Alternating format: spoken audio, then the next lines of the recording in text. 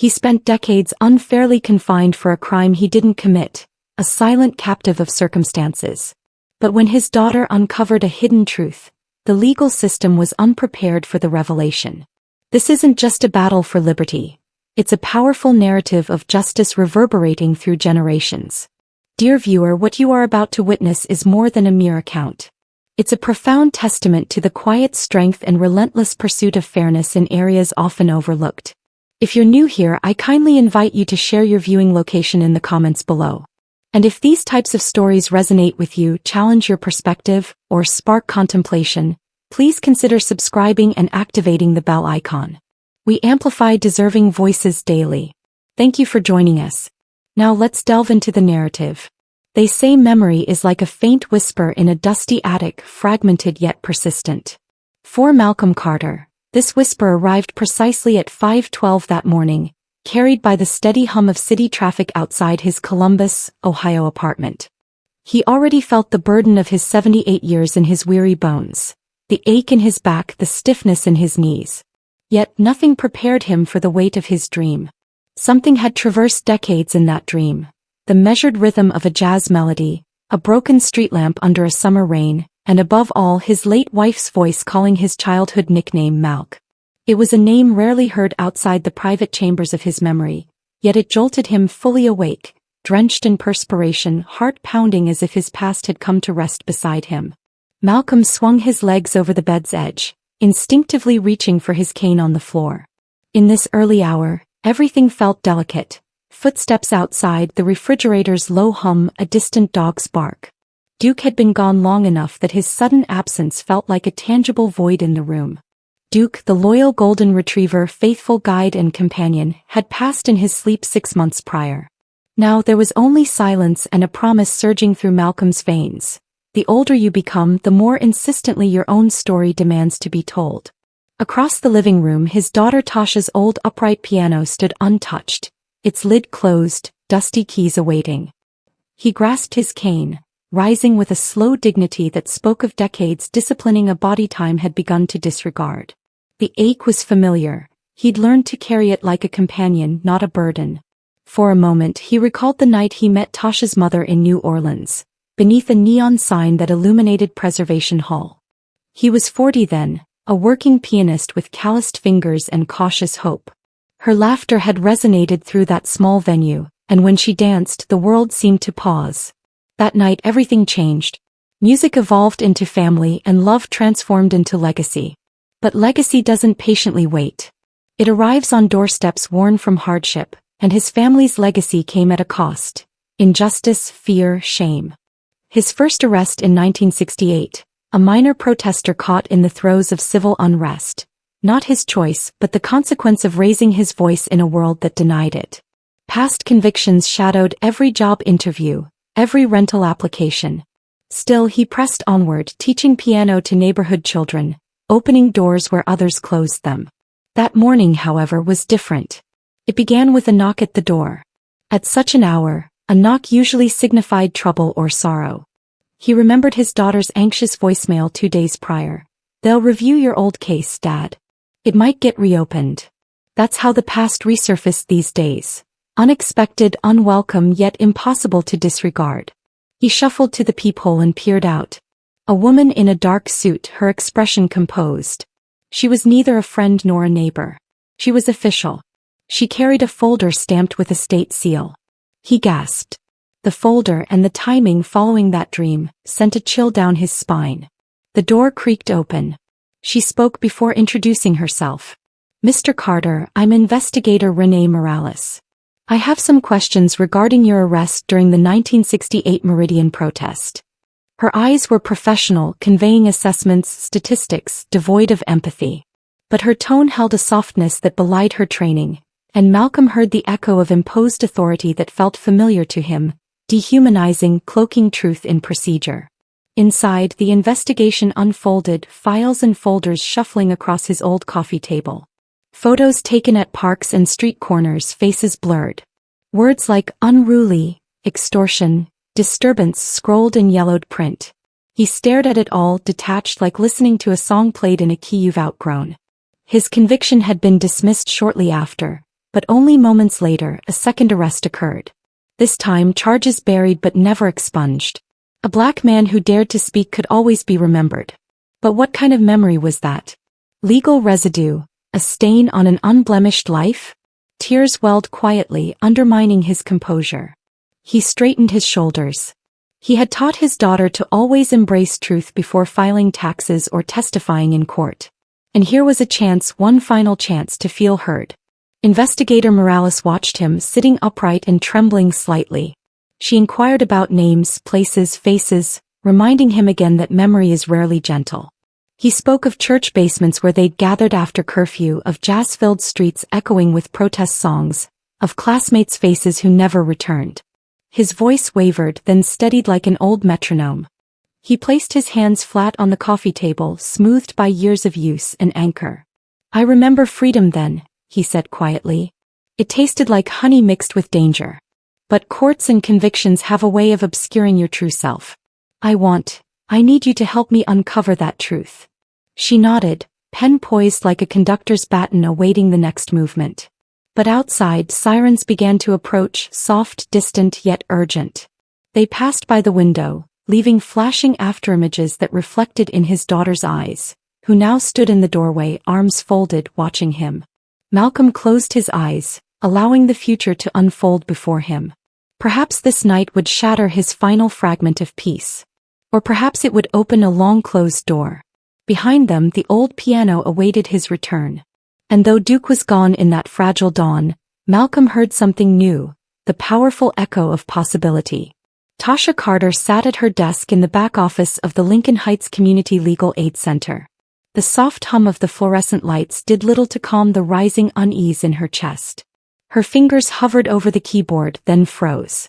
She was supposed to be preparing briefs for a housing discrimination case, but her mind refused to focus. Instead, it kept returning to her father's voice on the phone the night before. Quiet, deliberate, a little distant.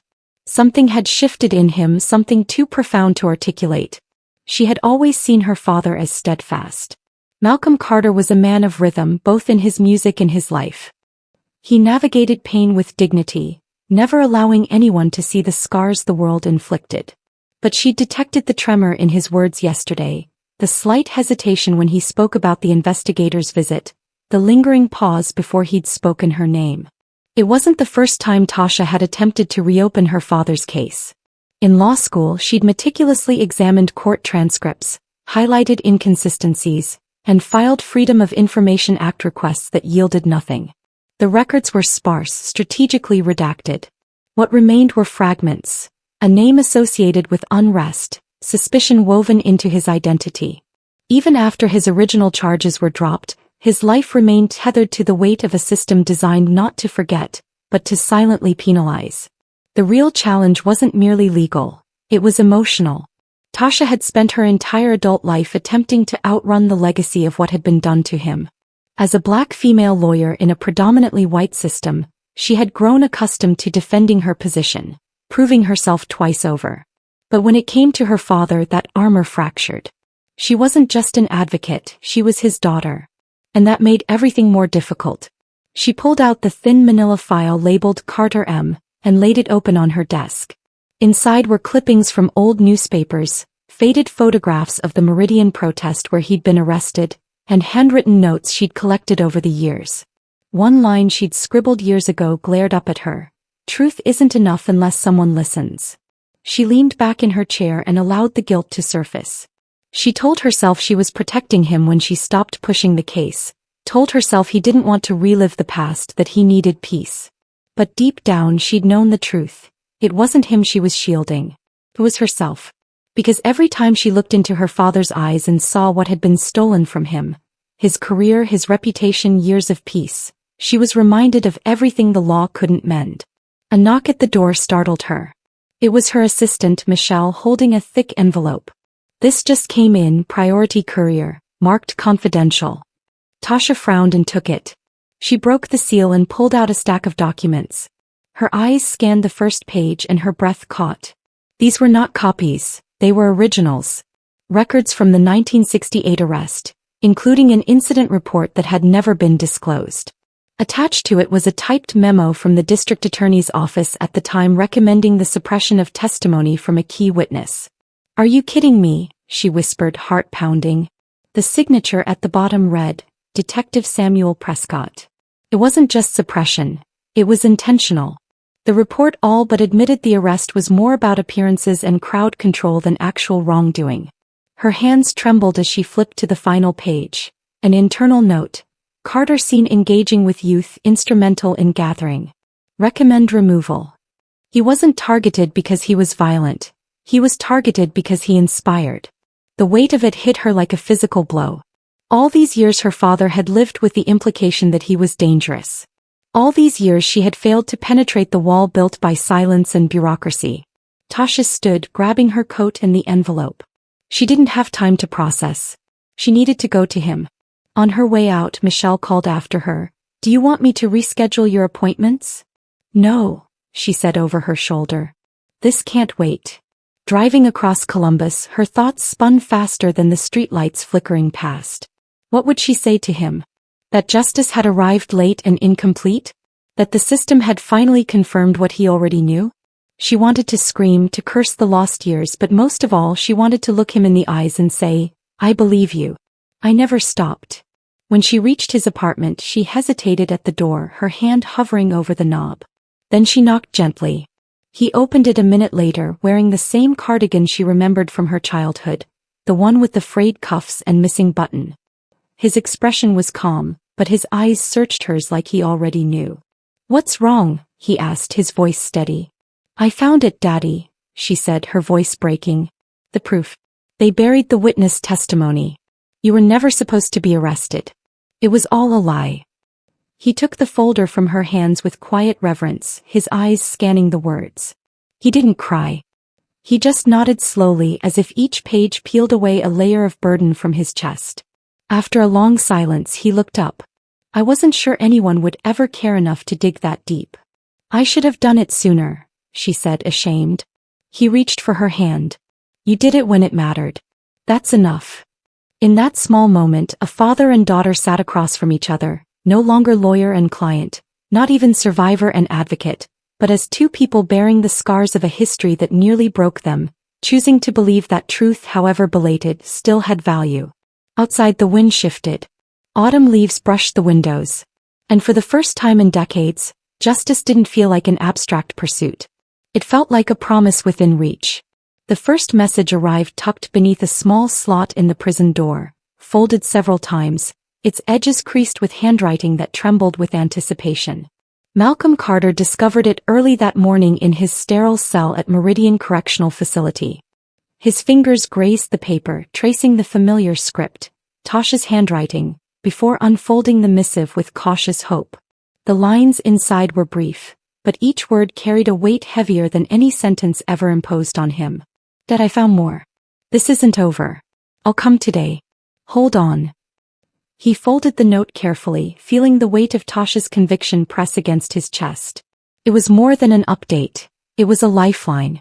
Day by day those notes arrived, smuggled by sympathetic guards, sometimes slipped through the mail discreetly. They brought news of new witnesses who'd stepped forward, whispers of a local pastor willing to testify, a rediscovered ledger listing cancelled fees connected to his case. Each note ended with her signature, "Love, Tasha." As the days transformed into weeks, Malcolm waited. He lived moment to moment, relying on Tasha's words like a man in the desert searching for water. That faint pulse of hope sustained him, offering something beyond mere survival, the belief that he mattered, that his story still had a chance. In the recreation yard, the etched faces of the other inmates often mirrored his own hunger for connection. One morning he found Amos Bradley, a soft-spoken older man who gently eased onto the bench beside him as the guard unlocked the yard gate. Amos had been incarcerated for decades, his guilt as imperceptible as the air between them. Malcolm had learned his name through exchanged glances and small acts of kindness, passing sugar and coffee, offering reading light at night. Now Amos leaned close in the crisp air. "You've got letters," he said, nodding toward the glow of dawn. "You've got someone out there still digging." Malcolm shrugged, gripping the envelope tightly. "My daughter," he said, his voice rough. "She's fighting for the man I used to be." Amos nodded slowly. That's worth more than all our own defenses. Later that day, as the metal tray clanged into the slot and the guard departed, Malcolm picked up the meal and the envelope together. His heart pounded. The note inside was longer. 3 pages that burned with determined promise. Dad, the pastor is ready to go on record. He remembers you leading a peaceful protest in '69. There's also a retired clerk who's willing to be interviewed. I'm meeting them next week in Jackson. I'm filing a motion for rehearing. This isn't just reopening old wounds. It's exposing the system that buried them. Please hang on. Love, Tasha. Tears came unbidden and Malcolm pressed the note to his chest. He closed his eyes and allowed himself to smile for the first time in years. The bars around him seemed less oppressive. He tucked the note inside his shirt and went to the day room where the TV blared an old gospel program, meant to be calming but often felt hollow. He sank into his usual seat. Amos joined him. Upon seeing the faintly visible note, Amos asked, "New news?" "Pastor remembers me," Malcolm said quietly. "He says there were arrests after the demonstration. Yours truly among them. They wanted a scapegoat. Just me." He paused, assessing the man beside him. "He's stepping forward." Amos scratched his chin. "That's brave for him and for Tasha." A day later brought another surprise. A letter from Tasha's legal aid office. It contained court filings, a rehearing motion citing fresh affidavits highlighting the suppression of witness testimony. The judge had set a hearing date. Malcolm read each line as if savoring freedom for the first time, his heart pounding at the promise of a public reckoning. That afternoon in the yard, a news bulletin flashed across the prison's internal channel. Brief, vague but telling. Local judge rules to revisit Carter versus State, citing new evidence. The men froze. For a moment, the hum of prison life ceased. Malcolm closed his eyes, absorbing the possibility that the world beyond still mattered. When guard Mal Lister unlocked the doors later that day, Amos shook his hand. "I'll be watching, old man." Tears again, they came unbidden. "Thank you," Malcolm said. The days leading up to the hearing were slow and arduous. Malcolm spent them tracing each day's note, rewriting them on a scrap of notebook paper torn from a donated stack. He tucked the originals inside the small Bible he kept on his cot. He slept sparingly, alert for footsteps at the doors, alert for Tasha's arrival through whispers down the hall. The morning of the hearing, before dawn, Malcolm awoke to silence. No metal fork slid through the slot. No guard barked. Not even Amos arrived. He realized the emptiness in his chest was anticipation of the impending storm, of confrontation, of truth finally facing daylight. A final note slid under the door, Tasha's handwriting looping across the page. "Dad, they cleared the docket. Gathering in Jackson was our last sworn witness. The judge will hear your appeal. I'll meet you at the gate when it's done. Just hold on." He held it for a long time, tracing the loops of her letters. She would be there somewhere beyond those walls. He believed in him. That was enough. At yard time he found Amos and pressed the note into his hand. "They're calling it Amos." Amos thumbed over the words, nodded. "That's it." Inside the narrow hallway leading to the hearing room, a converted visiting area, Malcolm walked. The clang of locks and doors faded as he entered. Tasha sat on the witness bench, poised in her suit, eyes red-rimmed but resolute. She stood when he arrived, squeezing his hand in passing. Her strength resonated within him. The judge, an imposing figure with gentle eyes, looked up at him. "Mr. Carter?" Malcolm swallowed, his voice emerging from years of silence. "Yes, Your Honor." Tasha's evidence was heard. The pastor's affidavit, the clerk's testimony, the motion detailing suppressed records. Malcolm's own testimony was brief, a statement of who he had been, who he remained, and what truth had done to his life. Tasha rose, then addressed the court with steady passion. "My father's story isn't just about lost years. It's about how power corrupts when inconvenient. It's about courage that builds across generations when one refuses to let a lie persist." She stepped down. Malcolm watched her walk slowly to him, her eyes unwavering. He nodded. She squeezed his hand again. The judge leaned forward.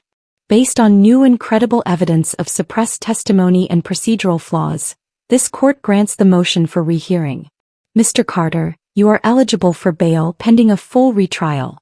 Silence. Then voices in the hall outside stirred. Amos clapped softly. Malcolm blinked. Did he hear applause inside a courtroom? Tasha smiled through tears. They were still behind bars, but a gateway had opened. As they walked back to the cell block, guards stepping aside in respectful silence, Malcolm squeezed Tasha's hand. They listened. Yes, she said. They did. The courthouse steps were quieter than Malcolm expected, a delicate calm that hinted at both tension and relief. The crisp morning air carried the promise of renewal, but also the lingering presence of years lost. As he and Tasha exited, their hands gently brushing, something shifted between them, an unspoken acknowledgement that truth was not just being restored, but finally weaving them back together as father and daughter. They made their way toward the waiting black sedan.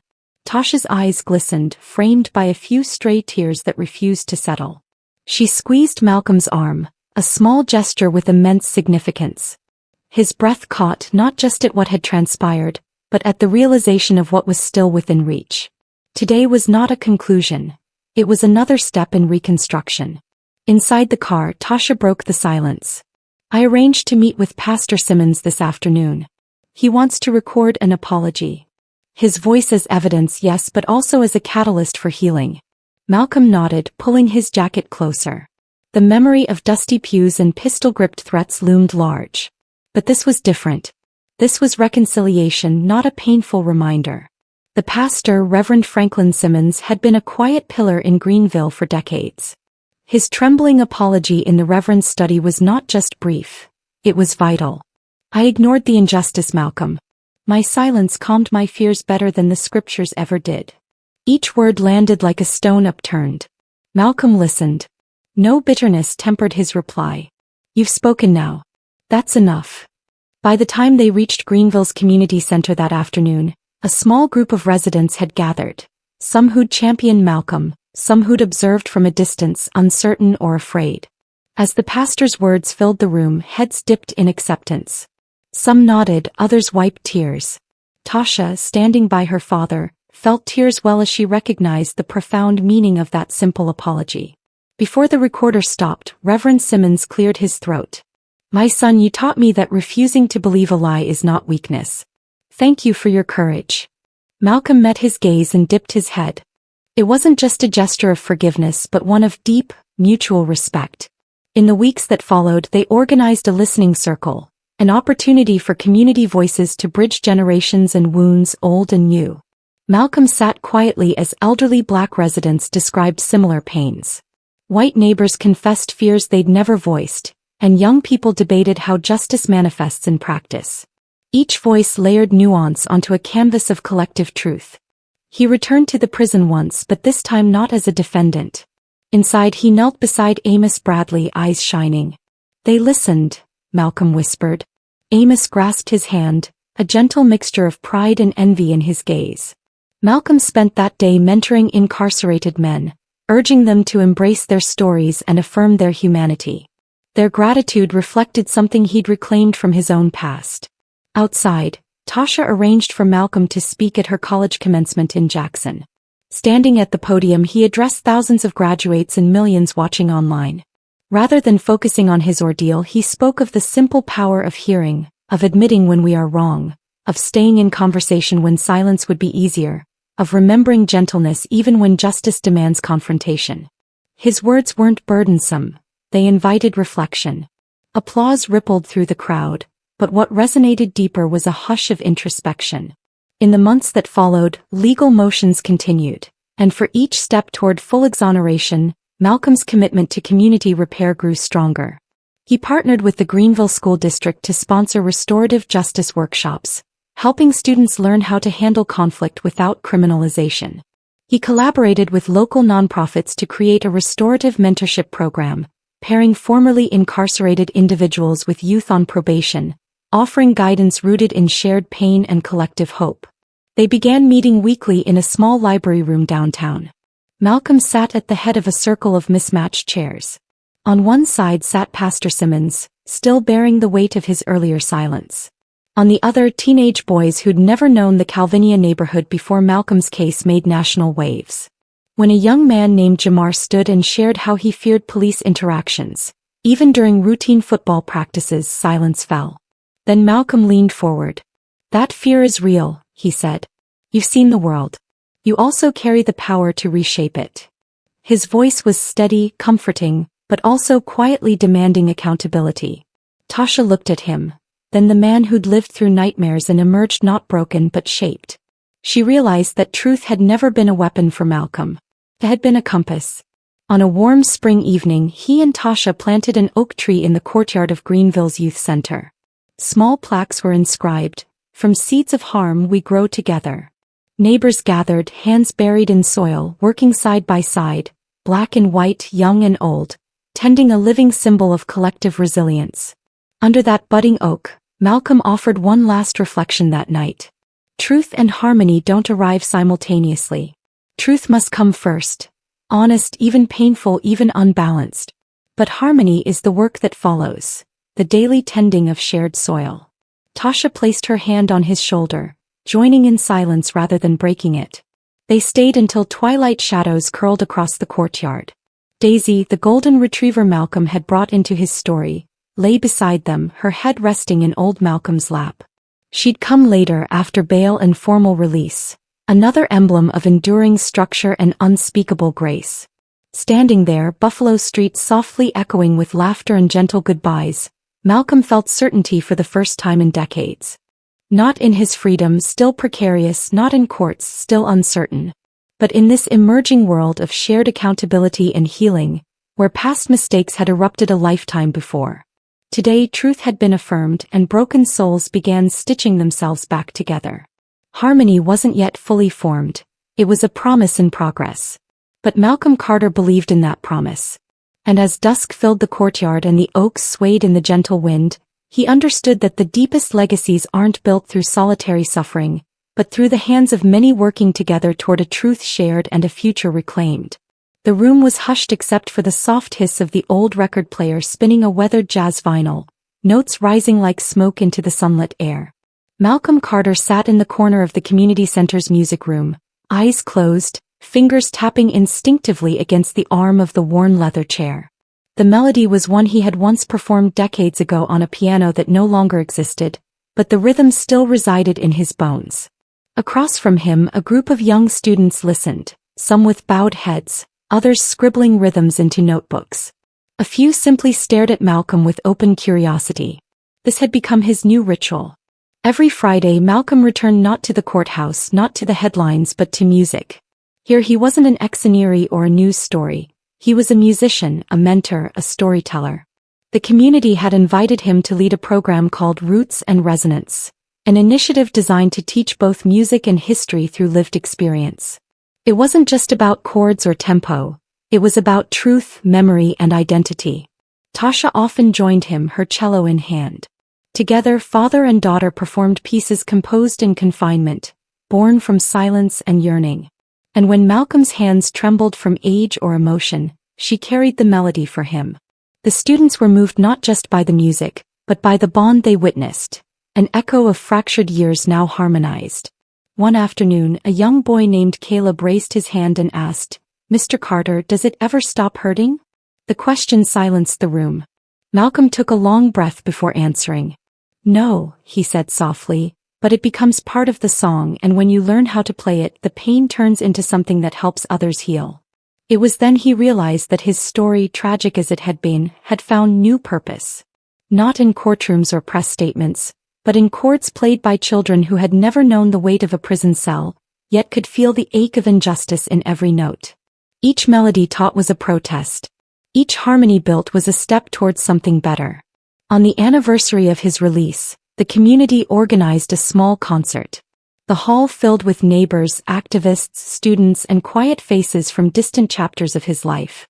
Malcolm played one final piece, an original titled Freedom's Lament, composed in the isolation of his cell. It began in a slow, aching minor key, but rose into a bold crescendo, a testament to resilience and rediscovered dignity.